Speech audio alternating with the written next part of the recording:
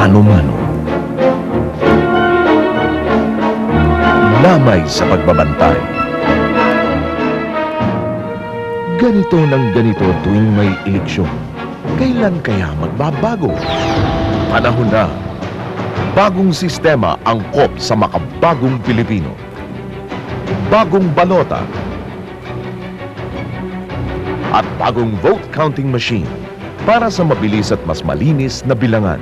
Itiman lang ang oval katapat ng pangalan ng kandidatong pinili.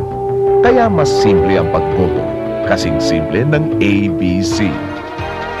Pagkahanap ng pangalan sa nararapat na presinto, lumapit lang sa BEI Chairman.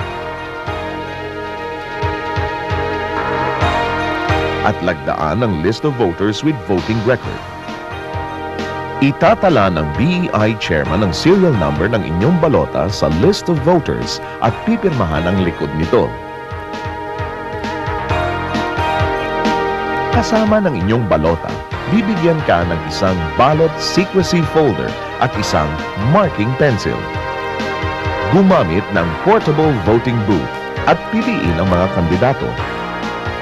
Itiman lang ang oval na katapat ng pangalan ng inyong kandidato. Huwag itupi ang inyong balota at ilagay ito sa ballot secrecy folder. Bumalik sa BEI Chairman at magpalagay ng indelible ink sa inyong right forefingernail. Ilagay ang inyong thumb mark sa list of voters with voting record. Bago mo ihulog sa ballot box ang inyong balota, tatanggalin ng BEI Chairman ang kupon nito. Iyong ihulog ang balota sa ballot box. Huwag mong ilabas ang iyong balota mula sa ballot secrecy folder. Ibalik ang ballot secrecy folder at marking pencil. Lumabas sa presinto ng maayos at tahimik. May bagong sistema na rin sa bilangan. Bagong makina para ang bilangan ay mabilis at mas malinis. Ang mga ballot boxes ay dadalhin sa centralized vote counting center. Para sa maayos na bilangan, bawat centralized vote counting center ay may reception area at counting room. Itatala ang pagdating ng mga ballot boxes sa reception area. Bibigyan ng reception committee ang BEI ng isang set ng statistical data for election returns na kailangang makumpleto bago makapag-umpisa ng bilangan.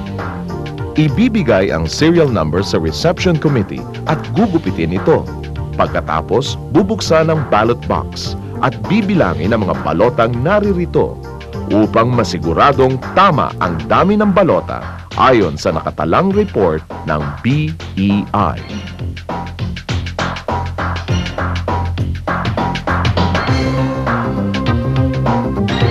Kung kumpleto na ang statistical data for election return form, ipapasok ng BEI ang ballot box sa loob ng counting room. Ang maaari lamang pumasok sa counting room ay ang Municipal Election Officer, BEI na mga balotang nakatakdang bilangin, authorized watchers, technicians, COMELEC representatives at mga taong may authorization ng COMELEC. Kapag handa na ang lahat ng forms, bubuksan ng BEI Chairman ang ballot box at ilalabas ang mga ballots. Aayusin ang mga balota bago ipasok sa counting machine. Ang election officer at BEI lamang ang maaaring humawak ng balota. Bago mag-umpisa ang bilangan ng balota sa bawat presinto, ang counting machine ay itatalaga sa zero ng election officer ng munisipyo ng mga balotang bibilangin at ilalagay ng BEI chairman ang mga balota sa hopper. Pagkalagay ng mga balota sa vote counting machine, agad niya itong bibilangin ng mabilis. Ang makinang ito ay gumagamit ng optical scanning technology na parang mata na rin ng tao ang bumasa. Pagkatapos mabasa, agad makikita ang resulta. Ang resulta ay lalabas sa isang printer na nasa tabi ng vote counting machine.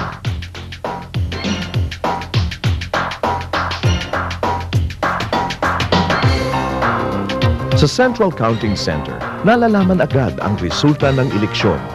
Pagkabilang ng mga balota, aayusin ng election officer ang mga ito at mamarkahan ng solid red line sa gilid ng tambak na balota para malamang nabilang na.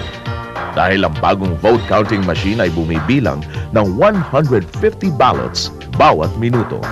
Kaya naman mabilis na, mas malinis pa ang pagbilang ng mga balota.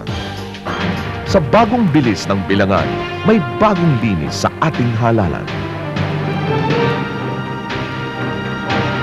Botohang mas simple.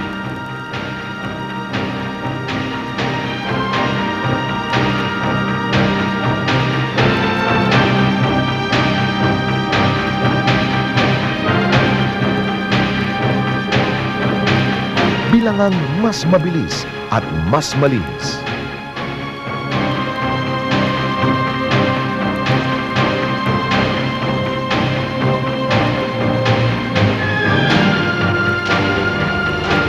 Mga bagong sistema sa eleksyon, angkop sa makabagong Pilipino. Panahon na ng tuluyang pagbabago.